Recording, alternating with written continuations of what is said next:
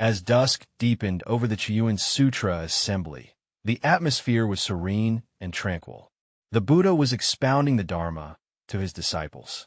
A gentle breeze caressed outside the hall, and amidst the stillness of the night, a faint scent of sacred lotus wafted through. However, at that moment, the sky suddenly shimmered with a golden radiance, accompanied by a sharp and vigorous aura, as the ruler of the 33 heavens descended from the clouds on the 10th heaven, leading a host of celestial beings. He walked slowly to the Buddha, respectfully joined his palms together, and extended his hand fully. The Buddha, his voice deep and solemn, said, "Since I have governed the 33 heavens, I have witnessed countless cycles of birth and death among devas and humans.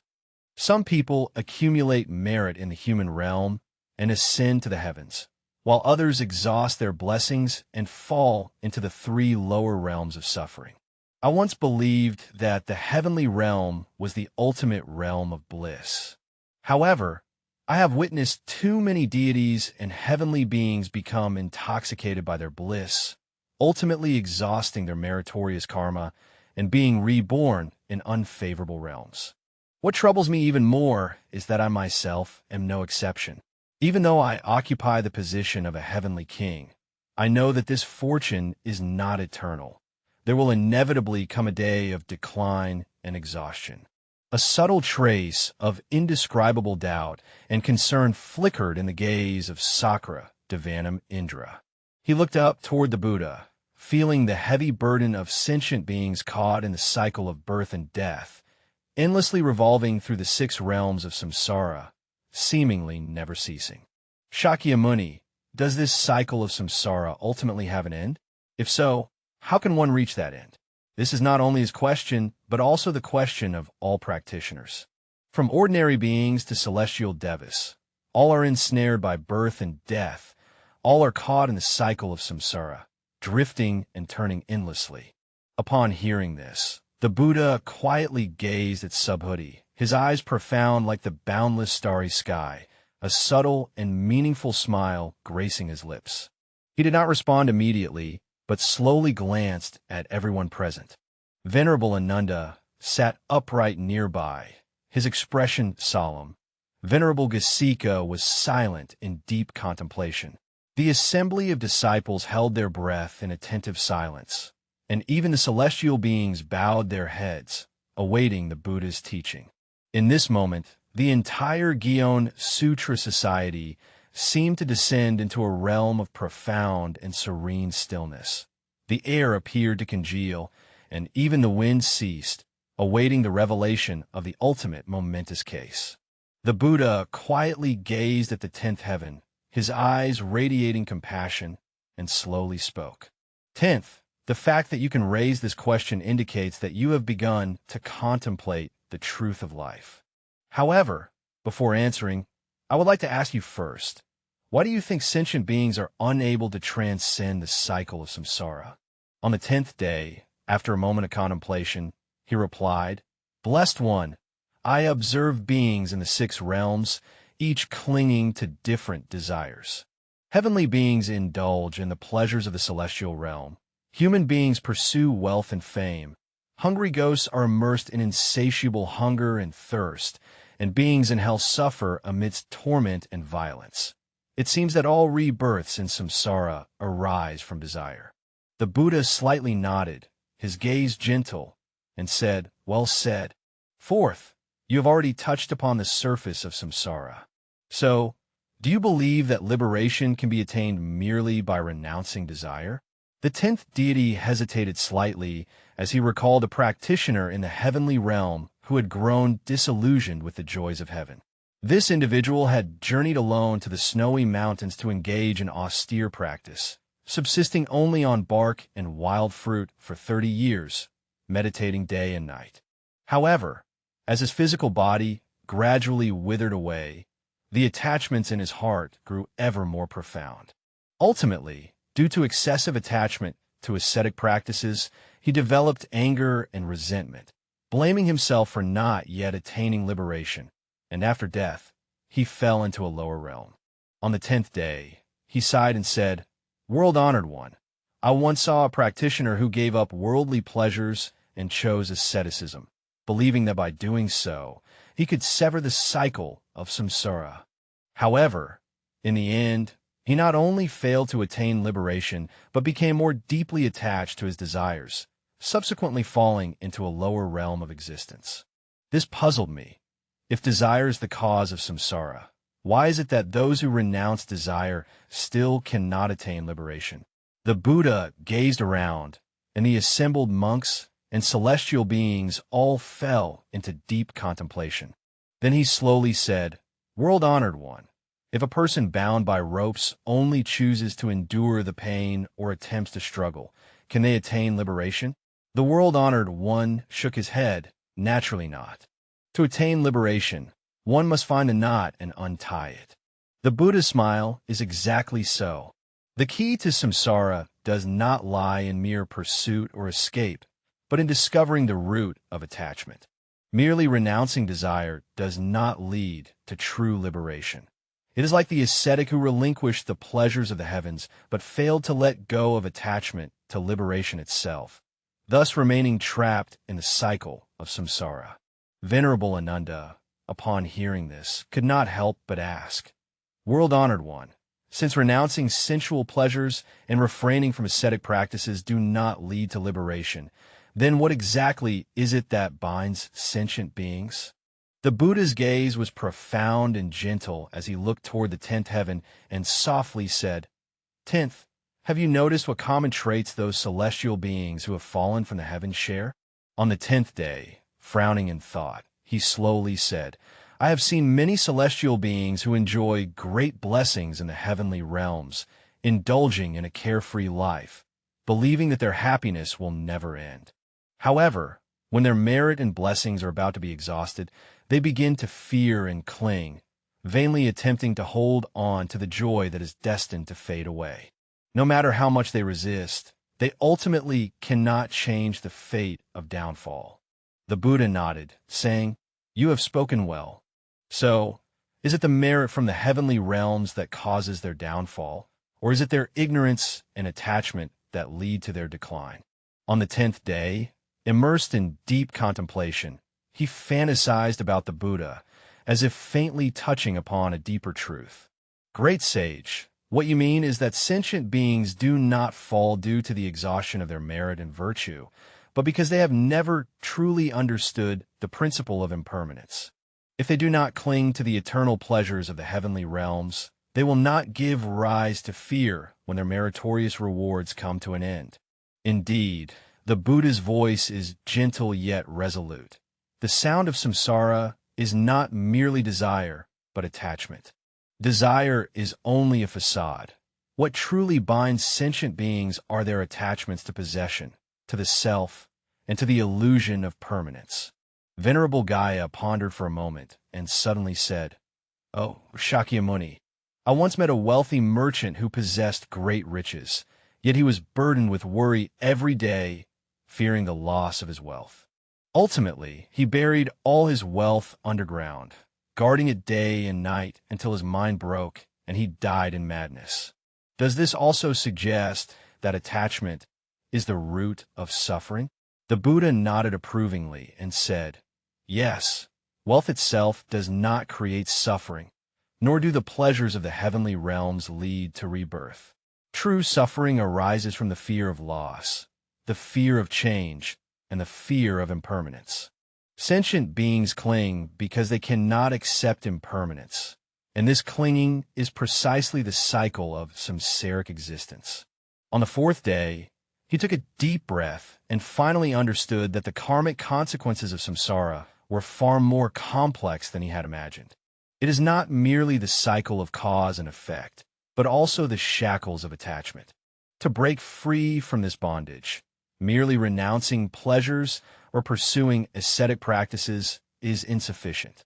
The Buddha, on the 10th day, spoke slowly. If the key to samsara lies in attachment, then what exactly is the fundamental cause to which attachment arises? The Buddha smiled faintly, his gaze profound like an endless sea of stars. "This is precisely what I am about to tell you." He quietly gazed at the world-honored one and slowly began to speak. The Blessed One, just now you mentioned that the root of samsara lies in sentient beings' attachments, and at the core of attachment is the self. But I ask you, what exactly is this self? On the 10th day, Ying furrowed his brows slightly, seemingly troubled by this question. He remained silent for a moment, then spoke softly. Shakyamuni, we often speak of I, whether in the human realm or the heavenly realms, centering everything around the self, believing that the self exists independently. But now, hearing your question, I find myself unable to clearly explain what exactly this self is. The Buddha smiled gently, his tone calm and profound, and said, "It is precisely because the concept of self is deeply rooted in the hearts of sentient beings that they perceive themselves as real and find it impossible to transcend the cycle of rebirth. But upon careful reflection, where do I truly come from? Is it really the self that we think it is?" The disciples present all lowered their heads, unable to help but question in their hearts, "What exactly am I?" Everyone feels they have a self, yet it seems difficult to articulate. Even the 10th day Bodhisattva, as the sovereign of the heavenly realms, could not help but fall into deep contemplation. At this moment, the Buddha pointed to a leaf drifting in the distance and smiled, saying, "Look, this leaf falling from the tree is the result of the wind's movement." So where's the wind? Who can grasp the presence of the wind? Although the leaf moves because of the wind itself is formless. On the 10th day, upon hearing this, a glimmer of understanding flashed in his eyes. He whispered to himself, "The Buddha's meaning is that I may not be a fixed, permanent entity, just like the wind is formless, yet it can cause leaves to fall." The Buddha nodded, his eyes shining with the light of wisdom. "Exactly so. I am merely the result of the convergence of causes and conditions. Though seemingly solid and clear, I am in truth illusory and unreal. You ask why the end of samsara is so far and unreachable. It is actually because sentient beings cling tightly to this illusory self, mistakenly believing it to be truly existent." On the 10th day, I began to sense a subtle shift in my worldview. He recalled how countless times he had been anxious and restless about his status, his rights, and even his future, and that the root of these anxieties was precisely his attachment to the self. He asked the Buddha, "If I am an illusion, then how should we understand the pain and pleasure in the cycle of samsara? Who is experiencing these?" The Buddha smiled, his voice calm and profound. "Have you ever seen a person dreaming? In a dream, that self feels so real, experiencing joy, anger, sorrow, and happiness, and undergoing life and death. However, when he woke up, he realized that everything was merely a dream, and even the self within the dream was not truly real. Sentient beings in samsara are like those dreaming. The pain and pleasure experienced in dreams are real feelings. But when they awaken, they will realize that everything was but an illusion. This passage is like a clear spring, washing away the confusion in the heart of the 10th heaven. He sank into deep contemplation, as if returning to the countless times he had immersed himself in the ease and pleasures of the celestial realm, only to realize that those joys, sorrows, fears, and attachments were merely obsessions with the illusion of the self. Then, where exactly does my concept originate? On the 10th day, he asked again, a trace of uncertainty and anticipation in his voice. The Buddha smiled, gazing at him gently, and softly said, "My concept arises from ignorance. Sentient beings, due to ignorance, are unable to perceive the true nature of all phenomena and mistakenly believe that the self exists independently and is unchanging. This stubbornness towards the self leads to the arising of greed, hatred, and ignorance, and also causes them to be trapped in the cycle of the 6 realms of samsara. In truth, I am nothing but the result of conditions coming together, just as leaves move because of the wind, yet the wind itself is formless and impermanent." On the 10th day, deep in thought, the Buddha said, "If I were an illusion, how then should we practice in order to see through this illusion and transcend samsara?" The Buddha's gaze is gentle yet resolute. To transcend samsara, one must first see through the illusion of the self, neither clinging to the notion of I nor to the various possessions associated with it. Practice is not about pursuing an eternal and unchanging self, but about perceiving the impermanence and illusory nature of the self. When you truly understand my emptiness, you can transcend the bonds of samsara and attain the vision of ultimate freedom. On the 10th day, after a long silence, he deeply bowed his head, as if contemplating the words of the Buddha, his mind gradually becoming clear. Even he, a deva endowed with supreme power, was troubled by my illusion for such a long time, only beginning to truly see through this veil at this very moment. The Buddha's teachings are like a bright lamp, illuminating the confusion in his heart. In the Buddha's eyes shimmered a profound light of wisdom, and he slowly began to speak. Fourth, sentient beings continue to cycle through samsara because they cling to the existence of a self, holding on to the notion of an eternal and unchanging I. But if one can transcend my illusions, the bonds of samsara will naturally be undone. So what is the true path to liberation? The 10th day listened quietly, the doubts in his heart gradually dispelled as he contemplated the Buddha's words. The Buddha further said, "Liberation is not about gaining something, but about letting go. Just like wiping dust off a mirror, the mirror is originally bright, only obscured by dirt. Our mind is originally pure and tranquil. It is only obscured by ignorance, attachment, and delusional thoughts. The true meaning of practice is not in accumulating merit, but in removing defilements and eliminating false attachments." On the 10th day, he nodded lightly, his heart suddenly enlightened. He once believed that liberation was a strenuous practice, a continual pursuit of some ultimate goal. But now he understands that true liberation comes from letting go of deeply rooted attachments and desires, allowing the mind to return to its original purity. The 10th heaven slowly asked the Blessed One, "Since liberation is about letting go of attachments, why do so many people still wander without progress in their practice, unable to break free from the cycle of rebirth?" The Buddha's gaze is gentle and profound because sentient beings, accustomed to darkness, feel unsettled when suddenly confronted with light. As you have seen in the heavenly realms, celestial beings enjoy pleasures and long-lasting blessings. Yet these blessings are not eternal. Sentient beings, due to their attachment to these superficial pleasures, are unable to accept the reality of impermanence. When they face loss, they generate fear and anxiety. This mindset prevents them from attaining true liberation. So, how can one truly understand impermanence in daily life? The first is through Zen inquiry. The Buddha smiles gently, his gaze profound, understanding impermanence. First, one must see through the attachment to self from within the heart. Every individual clings to what they possess, attachments to their identity, wealth, status, and even their own feelings and suffering.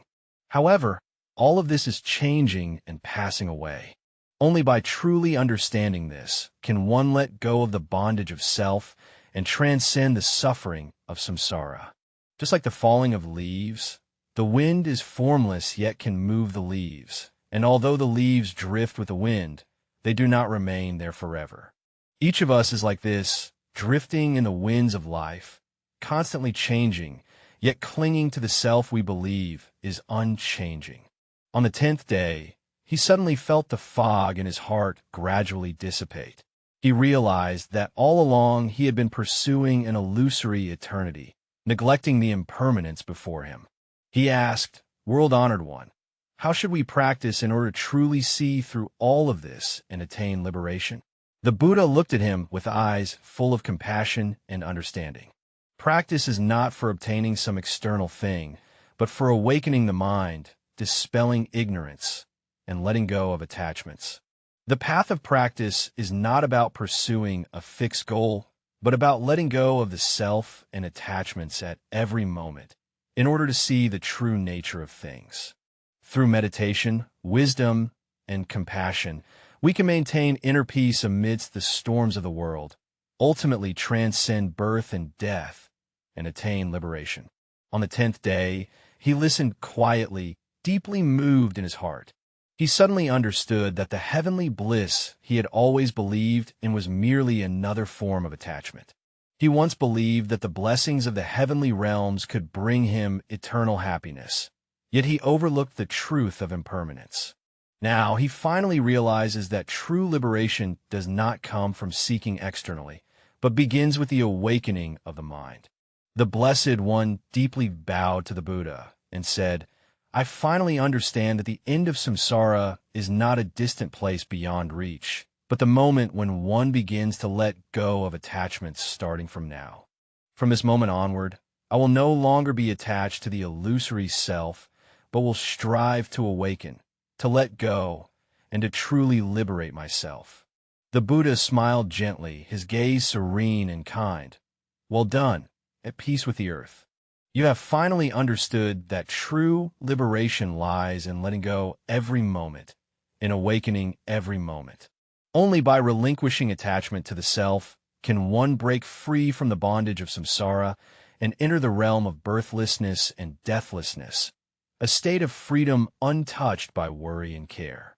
Before the words had fully faded, the mind on the 10th day had become as clear and bright as a polished mirror. The confusion and worries once deeply buried within the heart were scattered like dust blown away by the wind.